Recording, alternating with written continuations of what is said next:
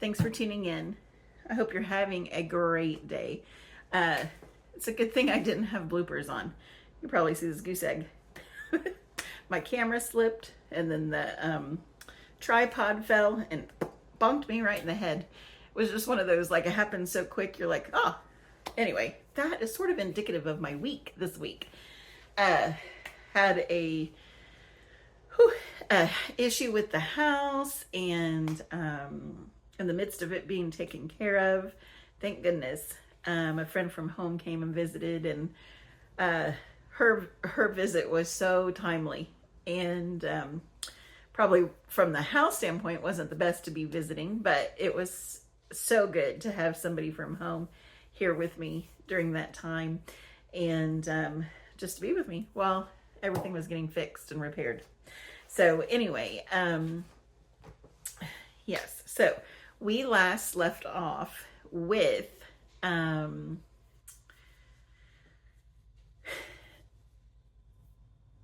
had the Kairos moment, and I chose Bob of the three suitors at that time in my life. And what is a Kairos moment? That's when like things come together for a purpose, a special purpose. So and then okay, I know where it was now. And so Bob and I then started dating in 92, and we got engaged a year later, and about a year and a half later, and then we got married in fall of 94. And it's so funny looking back too, because I never really dreamed of being a November bride.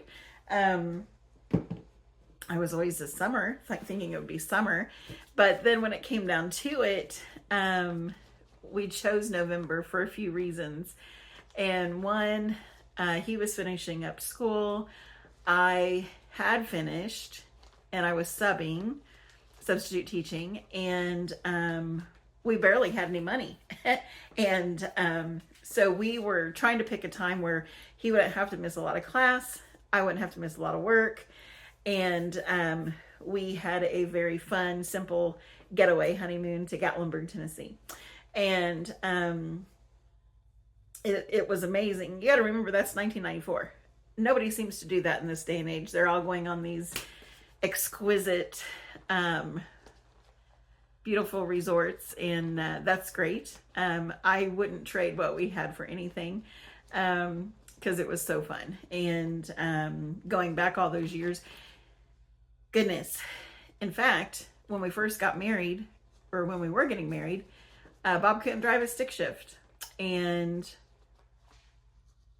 something happened. His car was in the shop or something, and so here we were. It was our wedding weekend, and we had no vehicle. Well, I mean, I had a car, but he couldn't drive a stick, and I really didn't want to drive on our honeymoon. And so we were going to rent a car. Well, we weren't old enough to rent a car, and my dad didn't want to sign for him to be responsible. So thankfully, Bob's dad's wife, his dad had gotten remarried right before we did, a few months before, and she allowed us to use her car. So I was grateful for that little borrowed Ford Festiva for our getaway car. So anyway, just fun. Fun memories, right? So Bob and I got married. He went into corrections for his field of employment, and I was a teacher. And so really my mission field at that point, because remember, our whole focus right now is what's missionary. And a missionary really is wherever God has called you to at that time for what he wants you to do, for his purpose. Because if you're living your life for him, then what you do is purposeful. So anyway, and one thing in your life will prepare you for the next. That's what I've learned from the Lord too. So some friends of ours, so I was teaching. My first teaching job actually was at a correctional facility. And I taught there some during the day and taught there in the evenings. And then I ended up going full-time there for a couple of years. But really it was my heart's desire to teach children, not necessarily adults who were incarcerated.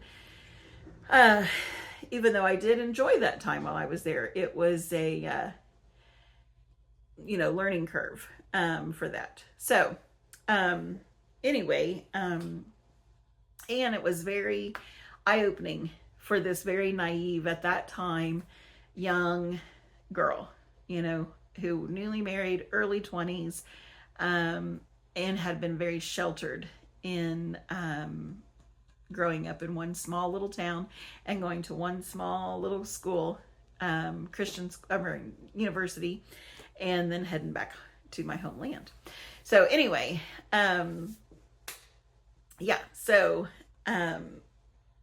he and I had gotten married, and I found a full-time teaching job after I had left the correctional facility, teaching there, and started teaching at more of an inner city type district. And it was during that time some other friends of ours were getting married out in California. And our parents were very good friends, and our whole families were very good, close friends, and we wanted to go to the wedding.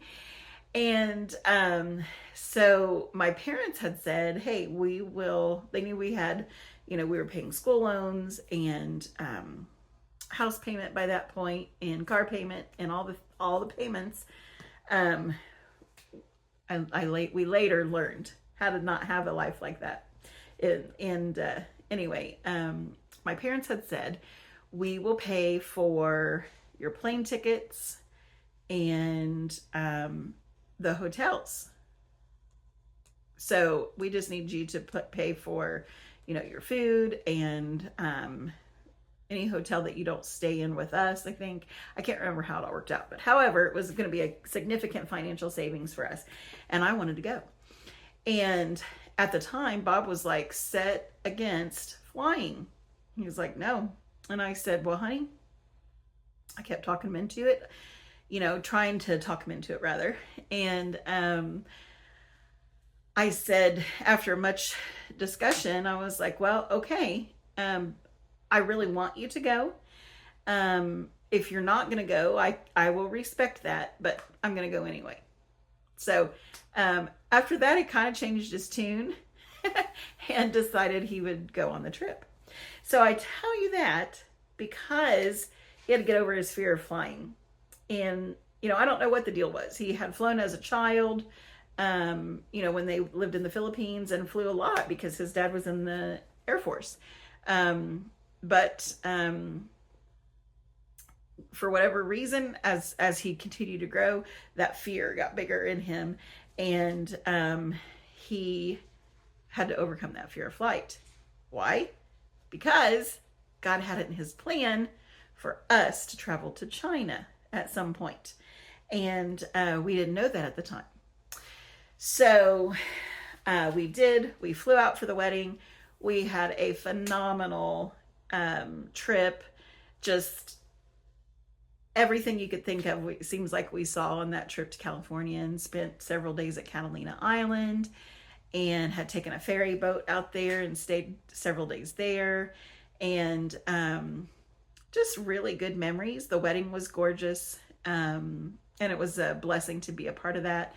And then we had gone on up and visited Tahoe, and then drove all down the coast, and created some wonderful, wonderful memories on that trip.